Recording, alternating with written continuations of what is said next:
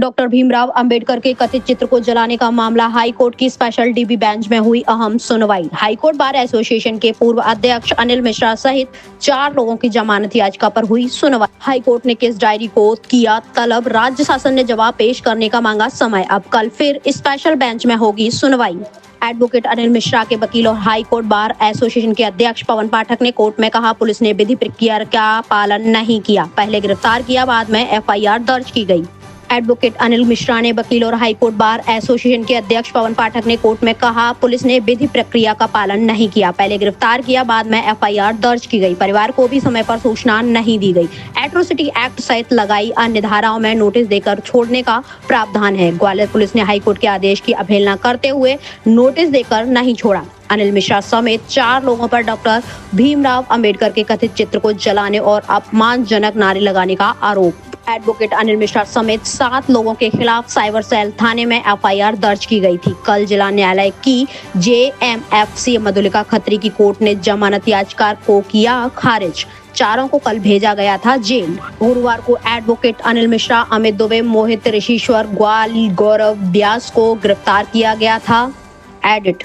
गुरुवार को एडवोकेट अनिल मिश्रा, अमित दुबे, मोहित ऋषिश्वर, गौरव व्यास को गिरफ्तार किया गया था। कुलदीप कांकेरिया, अमित भदौरिया, ध्यानेंद्र शर्मा फरार चल रहे हैं। प्रयास किया जा रहा है कि जैसे कि अनिल मिश्रा जी को न्याय नहीं मिल पाए, इसलिए उन्होंने एडवोकेट जनरल है प्रशांत सिंह, उन्होंने उनमें समय लिया, बोले हम इसको समय देना है, केटारी पेश करेंगे। और वो सोमवार की या मंगल की तारीख मांग रहे थे, किसी वो जेल तक जब तक जेल में रहे, लेकिन कोर्ट ने कल के लिए उन्होंने समय दिया कि कल तक आप जवाब रिप्लाई पेश करें।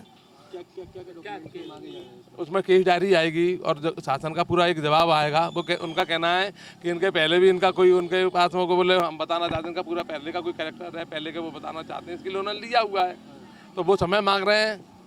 और लिंगर उनका मूल जो पर्पज़ है वो ये है कि कोर्ट, क्योंकि जो आज जो सुनवाई बेंच थी वो रेगुलर बेंच नहीं है, स्पेशल बेंच है। वो चाह रहे हैं कि इस जस्टिस अहलूवालिया साहब की बेंच से वो बचना चाह रहे हैं, इस कारण से वो लिंगर ऑन कर रहे हैं।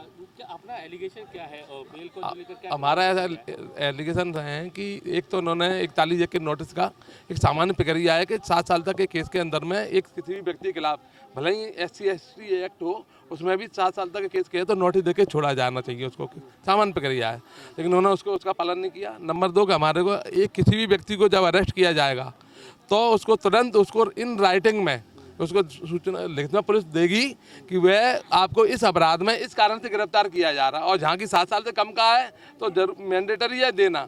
हाँ, तो वो उन्होंने उसका पालन किया है। तो एक माननीय उच्चतम न्यायालय के आदेश की एक तरह से ऑर्डर की अवहेलना है। उन्होंने कहा और इसको मैंडेटरी बताया माननीय उच्चतम न्यायालय द्वारा कि ये बिल्कुल आपको देना है। बहुत से टाइम पुलिस कह दिया इसमें मौखिक दे दी, मौखिक सूचना नहीं। उन्होंने कहा कि नहीं, बोले मौखिक नहीं देना है, आपको लिखित में ही देना है, और लिखित में नहीं देंगे तो पूरी गिरफ्तारी है वो अवैध होती है, और ऐसे करके कोर्ट इसको रिलीज करेगी अवैध मानते हुए।